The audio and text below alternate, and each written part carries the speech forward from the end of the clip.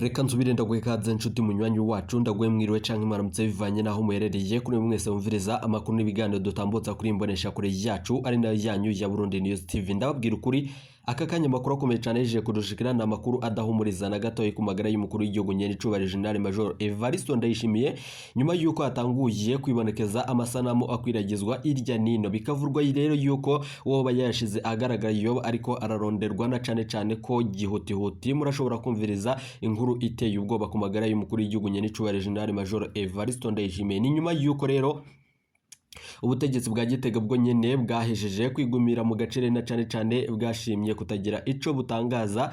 None ibiriko birabanga mu gihugu cacu ciza c'u Burundi birateye ubwoba. Reka rero tuze kubigaruka ko mu makuru yacu mu buryo bw'idonido. Reka nsubire ndaguhe kaze kandi ndaguhe mwiriwe bivanye naho muherereye. Ndagukangurikiye cyane inshuti munywanyi kuri waje gupyonda ijambo sabone kuba tarabikora akaniko karyo ndagusaba moneke musi video urabanditse ijambo sabone upyonde ko uracurabona arakazujya nawe nyene upyonde ko hama tuje turabana amakuru n'ibiganiro dutambutsa kuri Burundi News TV. Ndaguhaye ikaze kuri wewe wumviriza aya makuru yacu herereye irya nino ku migabane y'amakungu ya kure abatwumviriza muherereye irya nino mu karere k'ibiyaga binini. Reka ndaguhaye ikaze inshuti munywanyi wacu kuri wewe wumviriza amakuru yacu herereye nga mu gihugu cacu ciza c'u Burundi mu makomine agiye atandukanye mu bisata bitandukanye vy'igihugu. Turabahaye ikaze muri aya makuru akomeye cyane. Ndabibutse yuko aya makuru avurwa mu bisata bitandukanye igisata ca politique umutekano n'agateka na muntu mukayatorizwa n'umugabo umenyesha amakuru w'umuhinga akorera nga mu gihugu c'u Burundi n'abandi bakorera irya nino mu karere k'ibiyaga binini. Ingingo nkuru turazifatira ku makuru akomeye cyane yeje kudushikira nga mu gihugu cacu c'u Burundi. Twarababwiye ukuri kubijanye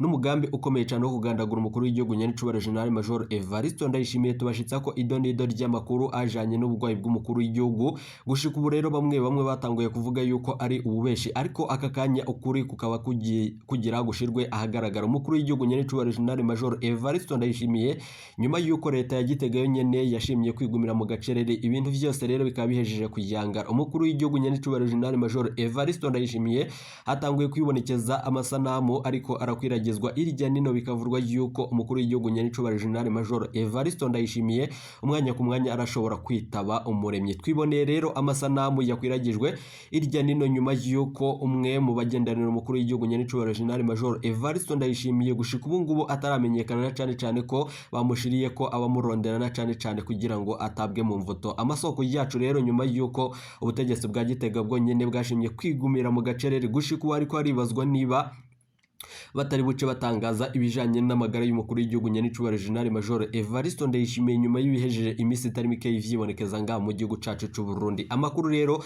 arateye ubwoba ahejeje kudushikira tugira tuze kugaruka ko mu buryo bw'idonido. Ndababwira ukuri umukuru w'igihugu nyene cubare General Major Evariste Ndayishimiye yabonetse aremvye cane na cane ko ariko aritabwa ko n'abadogiteri batandukanye baturuka irya nino ku migabane y'amakungu ya kure. Amasoko yacu rero umwe mu bashize ahagaragara ya masanamu y'umukuru w'igihugu nyene cubare General Major Evariste Ndayishimiye ariko araronderwa na gihutihuti na cane ko bivurwa yuko uwo wese azofatwa arahanwa vy'akarorero. Amakuru akomeye cyane rero umushikiranganje wa mbere Gervais Ndirakobuca batazera ndakugarika nawe nyene yoba ari muri iyo dossier ikomeye cyane na cane ko umutambukanyi w'umukuru w'igihugu Angel Ndayishimiye ndayuba nawe nyene atarashima kugira ico ashikiriza kubijanye ni ubugwayi bw'umugabo wiwe. Amakuru rero akomeye cyane yeje kudushikira ariko arakwegera umukuru w'igihugu nyene cubare General Major Evariste Ndayishimiye n'ingene n'abasirikari b'u Burundi bariko barapfira muri Republika iharanira intwaro rusangi ya Kongo. Aka kanya rero ibintu noneho birajije gukomera cyane. Twarababwiye ukuri mwanka kumva ariko gushika ubu ngubu mugiye kumviriza ibijiye kwibonekeza ngaha mu gihugu c'u Burundi. Intwaro mbi nyene ntirama nkuko bitomorwa na bamwe mu bahinga mu vyerekeranye na politiki n'abavuga rumwe n'ubutegetsi na cane abegereye umukuru w'igihugu nyene cubare General Major Evariste Ndayishimiye. Umwanya ku mwanya murashobora kumviriza ngo ishano riraguye kandi twahora tubibashikiriza tubabwira yuko ibiriko birabanga mu gihugu cacu Burundi ari ibintu biteye ubwoba. Reka rero mbaye ikaze muri aya makuru akomeye cyane adushikiye.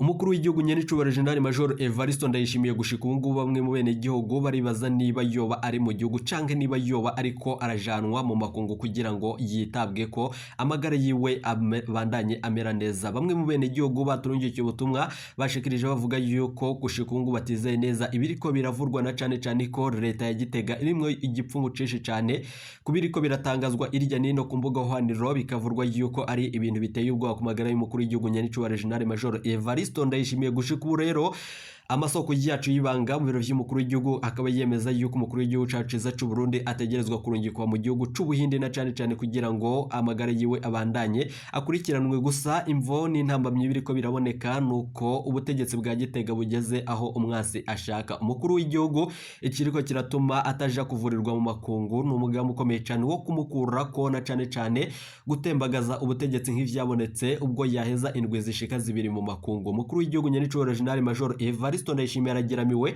abasenga ni musenge kuko vyose rero tugira tuze kubibashitsa ku buryo bw'idonido. Ndababwira ukuri gushika ubu rero ukuri rero ko baguhejeje gushirwa ahagaragara. Ibi vyose rero vyarabonetse mu gihugu c'u Burundi na cane cane ko abategetsi bakomakomeye batashimye kugira ico batangaza, ariko hakaba ariko haribazwa niba bo bari bugumwe mu gacerere na cane cane ko ibintu byo babihesheje gukomera cane. Mbere rero yuko tubashitsa ko ayo makuru akomeye cane, ndababwira ukuri ibiriko biraba ngaha mu biro vy'umukuru w'igihugu birahejeje kuba bikomeye cane kurusha ibiriko birabera muri Republika Iharanira Intwaro Rusangi ya Kongo ku basirikare b'u Burundi barungitswe ku mwumvikano w'umukuru w'igihugu Nyenicubahiro General Major Evaristo Ndayishimiye na mugenzi we Felix Tshisekedi. Ibiriko biraba ngaha mu gihugu c'u Burundi birateye ubwo umwanya ku mwanya intwaro mbi ya gahotoro murashobora kumva ko ikuweko. Ibi vyose rero bikamunyuma zuko igihugu c'u Burundi igisirikare umuvugizi w'igisirikare c'u Burundi nawe nyene yashimye kwigumira mu gacerere. Ibi vyose rero bikaba bigiye gukwegera umukuru w'igihugu cacu ciza c'u Burundi Nyenicubahiro General Major Evaristo Ndayishimiye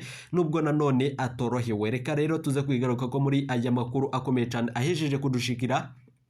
Ni munyemerere inshuti banywanyi, amakuru yacu tuyatangurire kuri aya avurwa ngaha mu gihugu c'u Burundi ateye ubwoba.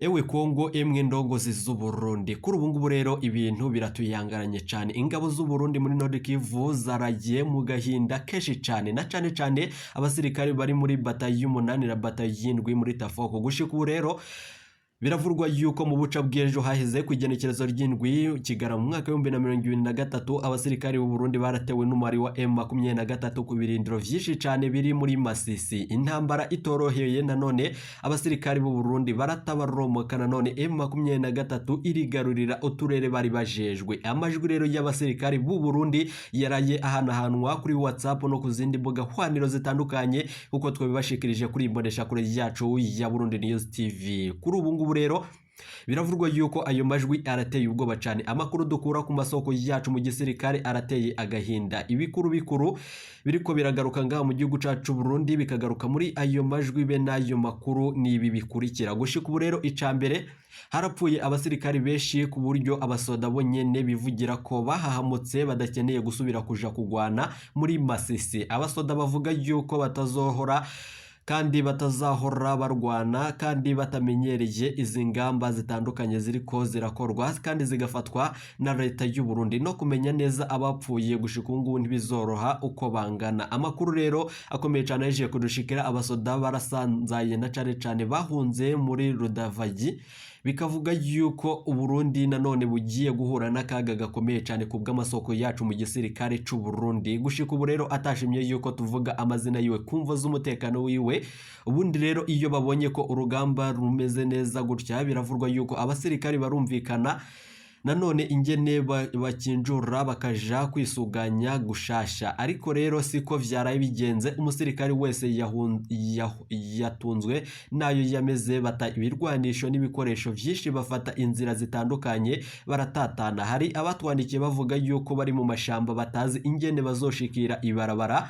Hari n'abandi batwandikiye bavuga yuko bageze ku nkengera z'ikiyaga Kivu. Gushika ubu rero hari abatubwiye ko bahisemwo kugenda n'amaguru gushika muri Sud Kivu nyuma yuko n'ibindi bikomeye cyane. Abasoda benshi bavuga yuko badakeneye gusubira guhendwa ngo baje kurwana n'umuhari wa M23 kandi abasoda bico gihugu muri Republika Iharanira Intwaro Rusangi ya Kongo igisirikare FARDC ntibashaka kugwana. Abasoda b'u Burundi baridoga cyane cyane ingene abasoda ba LDC babatana urugamba ngo abarundi bararishwe amafaranga menshi nibagende bawote. Gushika ubu rero baraye batubwiye ingene bamwe mu basoda basa n'abagumukanye umukuru wabo wa kampani nanone ya kabiri muri batayo y'indwi ya Tafoko iriko irabajana ku rugamba. Aba bose rero ikaba iriko irabahatira gusubira ku rugamba gihutihuti. Abasoda rero babona ko uwo mushefu nanone wabo ashaka kubicisha iyo kompanyi nanone ikibanza yarimwo nticatewe ariko nabo bari bahataye bari baragendera kandi bakagenda batanatana mu bice bitandukanye mu mashamba ya Kongo. Abo basirikari rero bipfuza gusubizwa ahitwa Sake, hanyuma Goma, hanyuma Sud Kivu. Icakane rero cabonetse nuko hari abasoda banditse badusaba yuko twoshikana akamo kabo kure basaba gutahanwa mu gihugu cabo ciza c'u Burundi. Abandi nabo rero bavuga ko bipfuza ko M23 yoreka kuba yo bakurikiza amasase na cane mu gihe baba bariko barahunga bagenda n'amaguru. Hari n'abandi bo twandikiye kuri ubu ngubu rero tutokubahuka kwandika ivyo bariko barandika basaba leta y'u Burundi. Ni ibintu biteye ubwoba rero nyuma yuko n'amagara y'umukuru w'igihugu Nyenicubahiro General Major Evariste Ndayishimiye ageramiye. Kuri ubu rero bashikirije iri jambo ati twaraguzwe. Iri ni ijambo rero ririko rirakura imitima na cane y'abarundi, rigakura na cane mu ma audio menshi y'abasirikari bari muri Kongo. Abasirikari b'u Burundi ntibumva impamvu nanone bariko baragwana n'umuhari wa M23, ntibumva ingene bagwanira igisirikare ca Kongo co nyene kidashaka kugwana. Barababazwa n'ingene badafise ibigwanisho bikwiye kandi bijanye n'urugamba barimwo. Barababazwa na cane n'umwambaro wa Kongo bambaye. Bakaba rero kuri ubu bakabata aho ku rugamba nyuma yuko bariko bararwana n'umuhari wa M23 gushika ubu ufite inguvu zikomeye cyane. Bakaba rero atani bibaranga bafise nkuko bashikiriza kandi bakagaragaza umubabaro. Barababazwa cyane n'amafaranga abakongomani baguma babagiriza kandi atayo babona. Abasoda b'u Burundi baridogera na cane abasoda ba Kongo bashira ibirwanisho M23 kurusha kuja kurwana. Gushika ubu rero umwe mu basirikari yaraye atubwiye ati nimusemerere leta y'u Burundi idukure muri iyi ntambara. Atari ivyo rero biravurwa yuko na cane mushake mubwire imiryango yacu ko azotabake cane tuzoherera hano. Ibi vyose rero birahiza kwibonekeza nga mu gihugu cacu Burundi. Umuntu yumvise amajwi y'abarundi birumvikana ko bigoye rwose ko abo basirikari boja kugwana n'abanzi kandi boja kurwana n'abandi bazi ico barwanira ari bo ba M23 nyuma yuko umusoda atabona ico agwanira ntashobora gutsinda urugamba. Iyo umusirikare ataye icizere ku rugamba ibica bimukururira kandi bimukwegera intsinzwe. Ibi vyose rero vyo babihejeje kwibonekeza mu gihugu cacu c'u Burundi mu butumwa buriko burakwiragizwa irya nino. Biravurwa yuko ibara ryo barihejeje kurwa nga mu gihugu cacu c'u Burundi. Bategetsi b'u Burundi muzokumva ryari akamo k'abasoda banyu. Leta y'u Burundi yigumira mu gacerere kandi ibintu biriko birayangara. Igisirikare c'u Burundi caraye kimara amajwe nanone ukuntu bitari bwigere bibaho. Ubu ngubu rero utubazo ni twishi kuri leta y'u Burundi. Leta y'u Burundi izobandanya gushobora no gusohora abasoda b'u Burundi mu ntambara badatahura. Ibi vyose rero birashobora kubakwegera ibibazo bitandukanye. Ica kabiri niki kiriko kirakorwa co gutabara abasoda baraye batakariye mu mashamba ya Kongo. Ica gatatu mbega hariko hakorwa iki ngo abasirikari bafashwe mpiri n'umuhari wa M23 barikurwe. Ica kane ayo mafaranga abasirikari bacu batukwa nanone na bagenzi babo b'abakongomani ngo baraguzwe ari hehe? Nibayazane ahabwe abo basoda b'u Burundi bariko baratososikarira ku rugamba muri Republika Iharanira Intwaro Rusangi ya Kongo. Abasirikari b'u Burundi bazohabwa umuco ryari. Ubuhemu bwo kwambika ingabo z'u Burundi umwambaro wa RDC n'ibendera rya RDC bakakwa n'ibibaranga buzohera ryari. Kizigenza w'ingabo z'u Burundi uri hehe? Va mu gacerere rero ushike kuraba neza ingene abasoda b'u Burundi bagorewe mu guhangana n'umuhari wa M23 mu ntambara batariko barumviriza neza kandi batariko baratahura. Gushika ubu rero ibintu birajije gukomera cyane. Ibiriko birabonekeza nga mu gihugu cacu c'u Burundi birateye ubwoba. Gushika ubu rero iyi foto twabarungikiye ngaho kuri imbonesha kure yacu ya Burundi News TV. Iyi foto iriko abasirikari b'u Burundi baguye muri Republika Iharanira Intwaro Rusangi ya Kongo gushika barungitswe muri iyi ntambara. Bamwe mu bo tubandanya kandi dutahura tunamenya neza imyidondoro yabo naniyo tugenda tubashikiriza kuri imbonesha kure yacu ari nayo yanyu ya Burundi News TV. Aba rero ni bamwe mu basirikari babuzwe irengero, bamwe bakaboneka n'abandi bamwe mu basoda bafashwe mpiri n'umuhari wa M23. Amazina rero y'abasirikari baraye bapfiriye muri Kongo yatanguye kudushekera.